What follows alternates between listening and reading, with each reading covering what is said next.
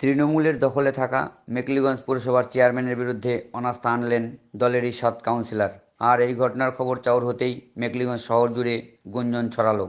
৯ word বিশিষ্ট মেখলিগঞ্জ পুরসভার চেয়ারম্যানের বিরুদ্ধে পুরসভারই দলীয় ৭ কাউন্সিলরের অনাস্থা আনার বিষয়টি নিয়ে দলের অন্দরেও প্রশ্ন উঠতে শুরু করেছে।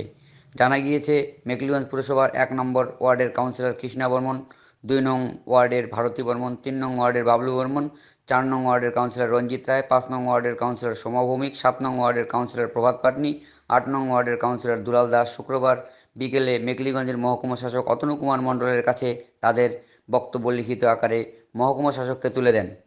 তাদের লিখিত আবেদনপত্র পাবার কথা স্বীকারও করে নিয়েছেন মেখলিগঞ্জের মহকুমা শাসক অতনু কুমার মণ্ডল। তিনি জানিয়েছেন, মেখলিগঞ্জ পুরসভার কাউন্সিলরদের অনাস্থা প্রস্তাব লিখিত আকারে জমা পড়েছে, নিয়ম অনুযায়ী পদক্ষেপ গ্রহণ করা হবে। মেখলিগঞ্জ পুরসভার ৪ নং ওয়ার্ডের কাউন্সিলর রঞ্জিত রায় বলেন, সাধারণ মানুষের কাজ করব